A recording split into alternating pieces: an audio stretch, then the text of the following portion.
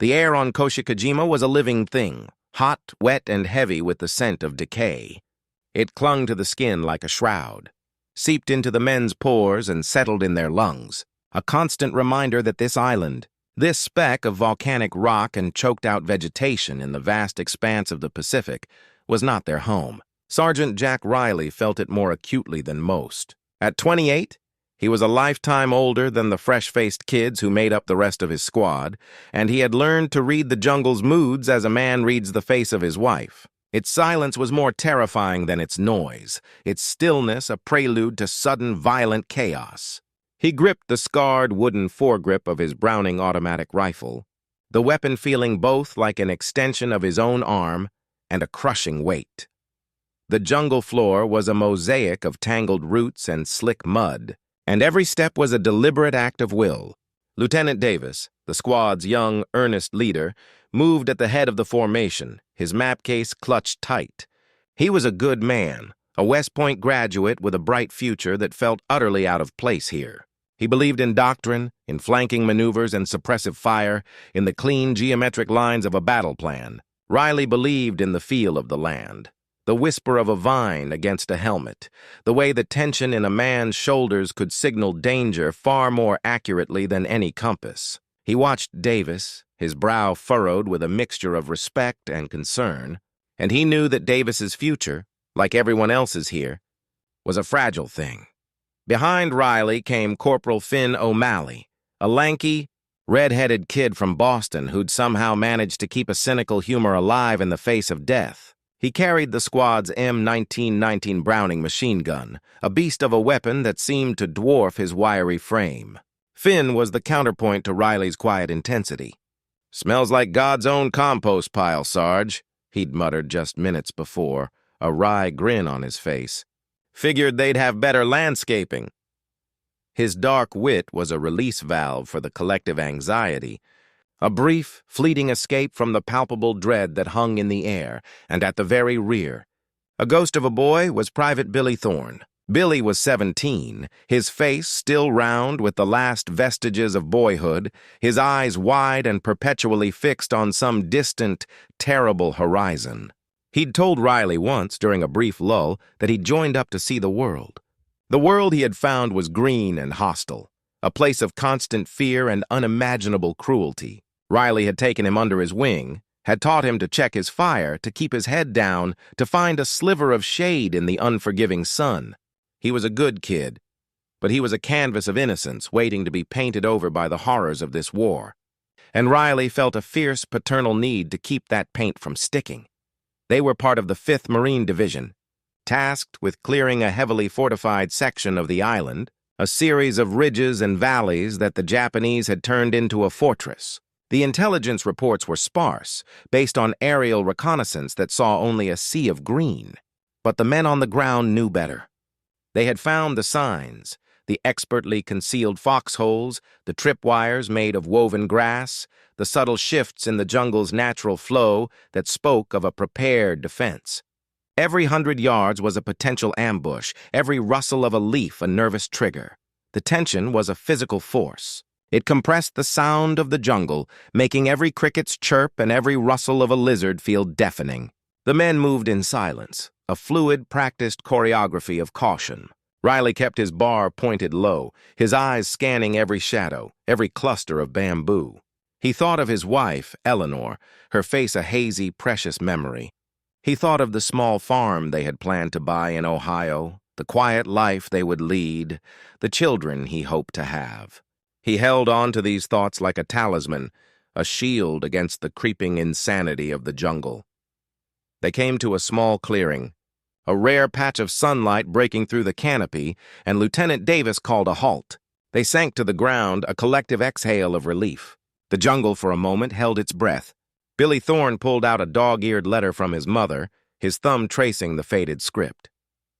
O'Malley lit a cigarette, the tiny flame a defiant flash against the gloom.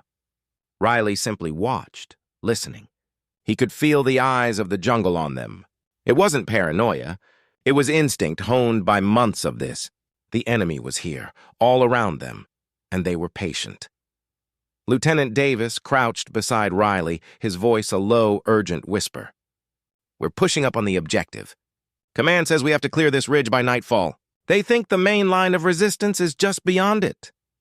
Riley nodded, his gaze fixed on a stand of dense ferns ahead. "They'll be waiting for us, sir." "They always are." Davis looked at him, his youthful certainty momentarily shaken. "How do you know?" he asked. Riley looked back at him, his eyes holding the weary knowledge of a man who had seen too much. "The silence, sir. It's too quiet." As if on cue, a distant burst of machine gun fire ripped through the air, followed by the deep crump of a grenade. It came from another company, to their left, and the sound was a chilling reminder of the violence just beyond their small circle of relative peace. The jungle did not flinch. It simply absorbed the sound. The air grew thicker with the scent of fear. The moment of rest was over. Lieutenant Davis got to his feet, his jaw set. "All right, let's move," he said, his voice now a little higher, a little less certain. Riley stood up, the weight of the bar settling back into his arms. The silence was broken now, but the menace remained. The stage had been set, the players were in position, and the unseen curtain of war was about to rise. They moved forward, into the waiting arms of the jungle, each man a step closer to a confrontation that would test not just their training, but the very limits of their souls. The advance was not so much an assault as it was a slow, agonizing crawl into the jaws of a trap. Every foot of ground was contested, not with frontal charges and massed formations, but with the unseen, the unexpected. The jungle itself was the enemy's first line of defense, a dense, suffocating maze designed to disorient and terrify. The Marines moved in a staggered line, their heads on a swivel, their senses strained to the breaking point. The sound of a falling leaf could make a man jump. The flicker of a shadow could make a finger twitch on a trigger. For days, this had been their reality. The heat was a living furnace, the humidity so thick it felt like they were breathing through a wet rag. Their uniforms, caked in mud and sweat, chafed at their skin. The weight of their packs felt like a boulder, and the constant threat of malaria and jungle rot was an enemy they couldn't shoot. Sergeant Riley felt the strain in his bones. His forearms ached from the constant pressure of his bar. His mind, however, was in a different kind of pain, a place where exhaustion and dread blurred into a single, overwhelming sensation. He had seen too many boys die in places just like this. He had seen their hope extinguished, their youth turned to ash and dust. The jungle held their ghosts, he thought, and it held them tight. It was a place where a man's identity was stripped away, where he became nothing more than a weapon and a set of instincts. Billy Thorne, the boy from Iowa, was a testament to that slow, horrifying transformation. The boyish roundness of his face was gone, replaced by the gaunt, sharp-edged look of starvation and constant fear. His eyes no longer held a distant hope. They now stared at the immediate world around him with a desperate intensity. He stumbled on a root, catching himself just before he fell, and let out a choked sound of frustration. Riley glanced back, his face a mask of weary calm. He gave Billy a small, almost imperceptible nod, a simple gesture of shared misery and understanding. It was all they had left. The first contact came without warning. A sudden sharp crackle of rifle fire from their right flank, followed by the unmistakable sound of a Japanese Nambu machine gun. Lieutenant Davis yelled an order, but it was lost in the chaos. The squad hit the dirt, the sound of the Nambu's staccato rhythm echoing through the trees, chewing up the foliage above their heads. They were pinned down, unable to see their attackers, unable to do anything but press themselves into the mud and pray. O'Malley, his face a grim, determined mask, clawed his way toward the M1919 and began to set it up. The long, heavy weapon a reassuring presence in the maelstrom. Riley, a few yards away, found a small indentation in the ground, a natural depression that offered a sliver of cover. He lay low, his bar pointed in the direction of the enemy fire, his eyes scanning the dense undergrowth for any flicker of movement. The Nambu's fire was relentless, its sound a high-pitched, terrifying buzz that seemed to slice through the air. A private, a new kid named Henderson, was a few feet from Riley, and he was shaking, his body racked with a tremor of pure, unadulterated terror. Riley saw a quick flash of movement, a subtle shift in the green. A Japanese soldier, expertly camouflaged, was moving from one position to another, a perfect silhouette for a split second. Riley's finger found the trigger, and he let loose a controlled burst of 3 shots. The bar bucked against his shoulder, a familiar, comforting weight. The shots were accurate, and the figure collapsed without a sound. But the Nambu did not stop. It kept firing, a storm of lead and fury that seemed to come from everywhere and nowhere at once. Lieutenant Davis, on the other side of the fire, called out a desperate order. "O'Malley! Suppressive fire! Give them a taste of their own medicine!" O'Malley, his face tight with concentration, yanked on the M19 Luntine's belt, chambered around, and opened fire. The sound of his machine gun was deeper, a more powerful roar that shook the very ground. It was an answer, a defiance. For a moment, the 2 guns dueled, their percussive notes a violent symphony in the jungle. O'Malley's stream of fire, a line of angry hornets, cut a swath through the undergrowth. The Nambu went silent. The silence that followed was absolute, terrifying. Every man held his breath, waiting for the next attack, for the next burst of fire. But it did not come. The jungle once again wrapped itself around them, its suffocating stillness now a new kind of dread. Lieutenant Davis, his face streaked with sweat and mud, crawled over to Riley. "You okay, Sergeant?" he asked, his voice strained. Riley simply nodded, his eyes still fixed on the place where the Japanese soldier had fallen. He knew this wasn't a victory. It was merely a temporary reprieve. They had pushed the enemy back, but they had not defeated them. They had only revealed their own position. That night, huddled in their meager foxholes, the men felt the full weight of the day's events. The jungle was a chorus of unseen sounds. Insects chirped, branches rustled, and the deep guttural cries of nocturnal animals echoed in the darkness. But what they heard, what they truly heard, was the echo of the Nambu and the scream of Henderson, who had taken a bullet in the arm, a bloody testament to the enemy's unforgiving accuracy. O'Malley, chain-smoking, his face lit by the pale glow of a cigarette, stared into the blackness. "This ain't a war, Sarge," he whispered, his voice hoarse. "This is a hunt. And we're the ones being hunted." Riley didn't answer. He couldn't. He watched Billy Thorne, who was curled up in his hole, his face buried in his knees, his body shaking with silent sobs. Riley knew that the boy's innocence was gone. It had been replaced by the cold, hard realization that this was a place where things died, a place where the jungle devoured men as easily as it devoured light.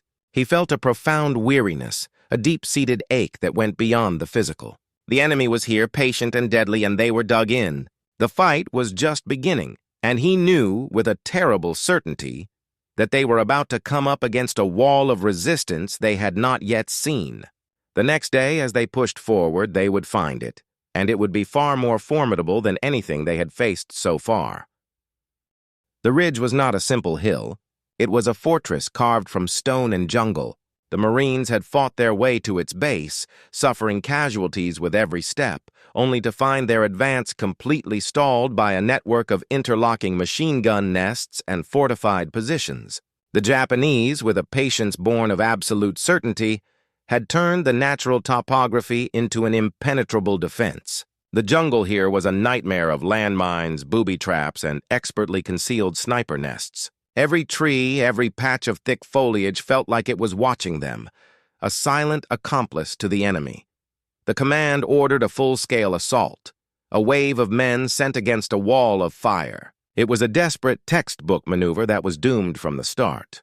The Marines surged forward, their shouts swallowed by the deafening roar of fire that erupted from the ridge. The Japanese, from their perfectly prepared positions, laid down a withering crossfire that cut through the advancing line like a scythe through wheat. The Marines, exposed and vulnerable, were forced to retreat, leaving a trail of blood and shattered hope on the jungle floor. Lieutenant Davis, his face a mixture of shock and fury, looked at the carnage. He had lost 3 men in less than a minute. Riley watched from a small, muddy depression, his hands clenched on the bar. He had known this would happen. The enemy was not fighting a conventional war. They were fighting with the terrain as their ally. They had no retreat, no surrender, and they would die to the last man to hold this ground. Their fanatical resolve was their greatest weapon, and it was a weapon that could not be matched by sheer force. The futility of the assault had settled in the men's hearts like a stone. They were not just fighting soldiers. They were fighting a mindset, a belief system that told the enemy that death was a victory in itself. In the aftermath of the failed charge, Lieutenant Davis called for a meeting of his NCOs. He was a good officer, but he was losing his men, and with them his faith in the rules of engagement. "We can't just keep sending men into that meat grinder," he said, his voice raw with frustration. "They're too well dug in. We need to find a way to flank them, to get behind their defenses." Riley, O'Malley, and the other squad leaders listened, their faces grim. The jungle was a labyrinth, and every path seemed to lead to a dead end. It was O'Malley, with his sharp, cynical eyes, who saw it first. He was studying a tattered map, a faint crease in the line of the ridge. "Look at this, sir," he said, tracing the line with a grimy finger. "There's a natural depression here, a kind of fissure. Maybe it's a ravine or something else. It looks like it runs right up into the rock face." Lieutenant Davis squinted at the map, then at the ridge itself. To the naked eye, it was a solid wall of rock and thick vegetation. But O'Malley's theory had a certain logic to it. The idea was a long shot, a desperate gamble.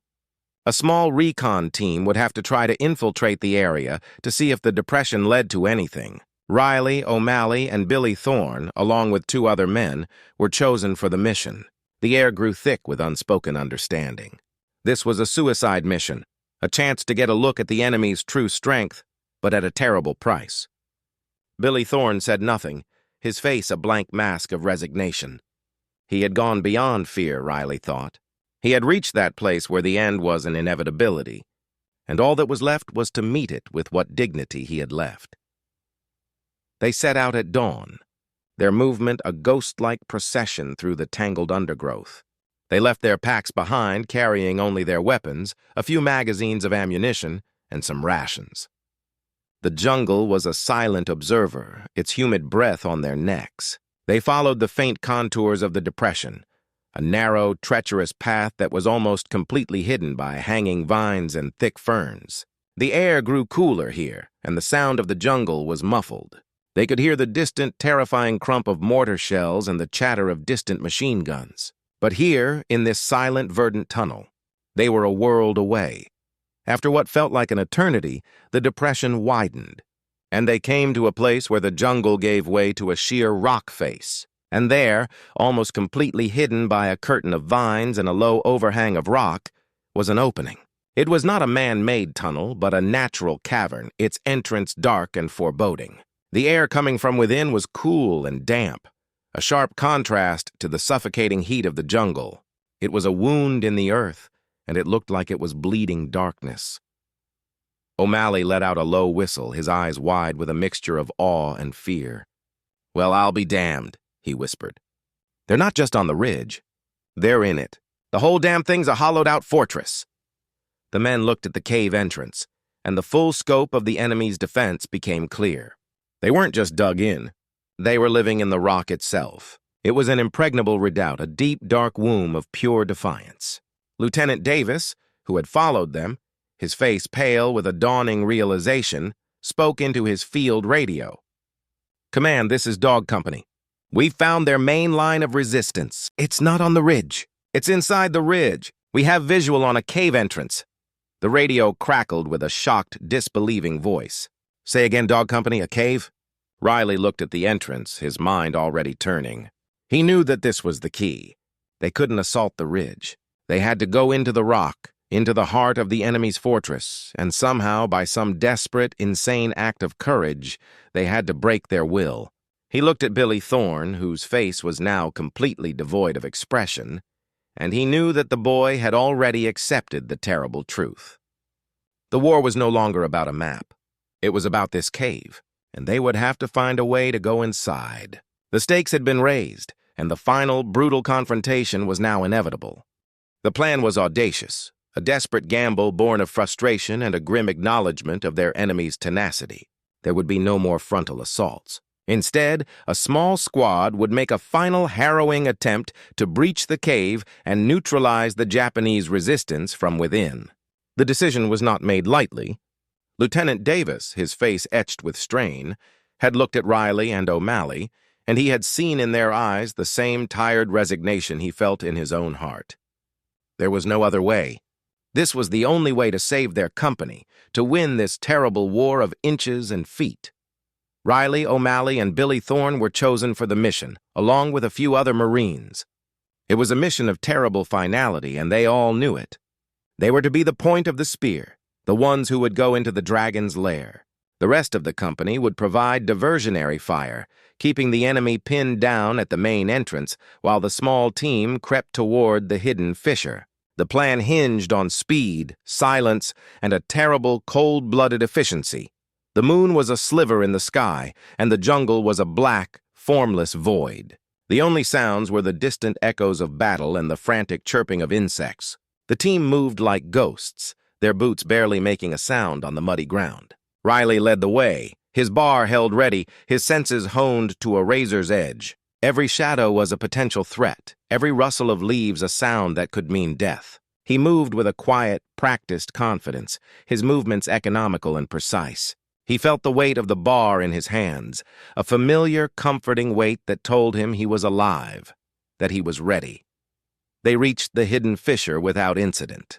The opening was a black mouth in the rock face, and the air coming from within was cool and damp, carrying the faint metallic scent of stale blood and the acrid smell of 1,000 sleepless nights. Billy Thorne, at Riley's side, was shaking, not with fear but with a kind of numb, quiet resolve. His face was a pale mask in the darkness, and Riley knew that he had reached the point of no return. The boy had crossed the line from a terrified recruit to a man who had accepted his fate. O'Malley took point, a flashlight in his hand, its beam a narrow, fragile cone of light in the infinite blackness. They moved into the cave, a world of cold rock and dripping water. The sounds of the jungle faded behind them, replaced by the hushed drip, drip, drip of water from the ceiling. The air was a heavy, suffocating blanket. The flashlight beam danced over the walls, revealing strange, twisted rock formations and the faint, unsettling outlines of crude Japanese shelters. They moved deeper, their feet finding purchase on the slick, uneven ground. They passed empty ration tins, discarded helmets, and the grim, silent testimony of a war fought in the dark. They crept through the labyrinthine passages, their silence absolute, their senses on fire. The sound of distant Japanese voices echoed in the darkness, a low, guttural murmur that sent a shiver down Riley's spine. He could hear them, the enemy he had only seen as shadows and bursts of fire. Now, they were real, just on the other side of a thin wall of rock. He felt a profound sense of unreality, a blurring of the lines between hunter and hunted. They were deep in the belly of the beast. They came to a wider cavern, a natural chamber that had been turned into a command post. The air here was heavy with the smell of sweat, smoke, and human waste. The cavern was a hive of activity. A group of Japanese soldiers were huddled around a radio, their faces lit by the glow of a small, sputtering lamp. Another group was cleaning their rifles, their quiet clatter echoing in the close space. Riley saw the fear on their faces, the exhaustion in their eyes. They were men, he realized, just like him. They were just men, far from home, fighting a war they did not understand. But they were also the enemy, and they would not stop until they were dead. Riley's eyes scanned the cavern, his mind working with a cold, terrifying efficiency. He saw a machine gun nest, its barrel pointing toward the main entrance. He saw the radio, the nerve center of the operation. He saw the men, their hands on their weapons, their eyes fixed on the task at hand. His gaze fell on a single, crucial point, a narrow passage that led to a deeper part of the cave. He knew with a certainty that was both chilling and liberating that this was their main line of resistance, the last desperate stand. He raised the bar, its weight a familiar anchor in the chaos of the moment. He looked at Billy Thorne, whose face was now a mask of pure terror, and he saw in his eyes the same question. Was it worth it? Was it worth all this death, all this horror? Riley didn't know. He only knew that he had a job to do, and he would do it, no matter the cost. He took a deep breath, his lungs burning with the stale, heavy air. The bar was a part of him now, an extension of his will. He squeezed the trigger, his finger a cold, unyielding point of contact. The sound of the Browning automatic rifle was not a roar, not a crash, but a single, controlled burst of pure, unadulterated fury. The muzzle flash lit up the cavern like a bolt of lightning, and the sound of the rounds, a rapid-fire symphony of death, echoed in the confined space. The Japanese soldiers, who had been so focused on their tasks, were stunned. Their faces, caught in the sudden blinding light, were a study in shock and terror. They had been so certain of their impregnability, so confident in their fortress, that they had not seen the ghost that had crept in behind them. The bar's rounds, a line of angry hornets, cut a swath through the command post. The men around the radio collapsed, their bodies crumpled like dolls. The machine gunner, his face a mask of disbelief, went down, his hand still on the trigger. The sound was a single, terrible moment of destruction, a final definitive answer to the silence of the cave. The light from the muzzle flash died, and the darkness returned, a heavier, more profound darkness now. The only sound was the slow, final sigh of the wounded, and the faint, terrible drip, drip, drip of blood on the stone floor. It was over. A single burst, a single moment, and an entire squad of men had been wiped out. The cave was silent, and the living, for a moment, were lost in the terrifying reality of what had just happened. The silence was the loudest thing any of them had ever heard. It was not the passive silence of the jungle, but the active, crushing silence of death. The echo of the bar's single burst still reverberated in the cold, damp air of the cave, a ghost-like scream that would forever haunt their memories. The light from O'Malley's flashlight, now a trembling cone of fear, revealed the horrifying aftermath. The small command post, once a hive of activity, was now a tomb. The Japanese soldiers, who just moments before had been men, were now nothing but broken bodies, a tableau of sudden, violent finality. Riley stood in the center of it all, the bar still smoking in his hands. He felt a profound emptiness, a chilling numbness that went beyond physical exhaustion. The men, who had been so certain of their impregnable position, had been caught in a moment of pure cinematic destruction. They had not had time to react, to fight back, to even understand what was happening. They had simply ceased to be. He looked at the bodies, their faces frozen in a final moment of shock, and he felt no triumph, only a deep and abiding sorrow. This was not a victory. This was an act of terrible, necessary violence, a brutal testament to the cost of war. O'Malley, his face pale and drawn, was the first to speak. "My God," he whispered, his voice shaking. "My God, Jack, what did you—" He couldn't finish the sentence. He didn't need to. They all knew. They had just witnessed a single act of violence that had ended a terrible chapter of this war. Billy Thorne, who had been standing at Riley's side, simply sank to the ground, his body giving way, his face buried in his hands. He didn't sob. He just shook, his body racked with a silent, profound understanding of the horror he had just witnessed. The rest of the assault team, who had been providing cover from the main entrance, began to file into the cave, their eyes wide with a mixture of shock and awe. Lieutenant Davis, his face streaked with sweat and fear, came to a stop beside Riley. He looked at the scene, his eyes taking in the full scope of the destruction. He looked at Riley, and for a moment his youthful certainty was gone. He saw not a man who had won a battle, but a man who had been broken by it.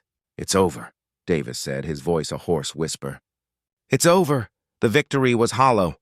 The cave was secured, the Japanese line of resistance was broken, but at what cost? The men who had fought their way to this moment would never be the same. The memory of that single, terrible burst of fire would haunt them for the rest of their lives. It was the sound of a war fought not with strategy and grand maneuvers, but with a cold, brutal efficiency that left no room for heroism or glory. It was a reminder that war was not about maps and battle lines. It was about men, their fear, and the terrible things they had to do to survive. Later, as they stood outside the cave, their bodies bathed in the pale, cold light of dawn, they looked back at the entrance. The jungle had already begun to reclaim its own, the vines and ferns reaching out to cover the wound in the rock. The cave, which had been a symbol of an enemy's fanatical resolve, was now just a dark hole in the earth, a tomb. The Marines would move on, to other islands, to other battles, but the ghost of the cave would follow them. They would carry the sound of that single burst of fire in their hearts forever, a constant reminder of the day they had stared into the heart of darkness and had seen something unspeakable. Riley walked alone, the bar now slung over his shoulder, its weight no longer a familiar presence but a dead weight, a burden he would carry for the rest of his life. He looked at Billy Thorne, who was walking a few feet away, his face still a mask of silent horror. The boy had found his manhood here, in the heart of the jungle, and it had been a terrible, terrifying discovery. Riley felt a pang of profound sadness, a deep, aching sense of loss for the boy that Billy had been. He knew that the war had taken something from him that no amount of victory could ever replace.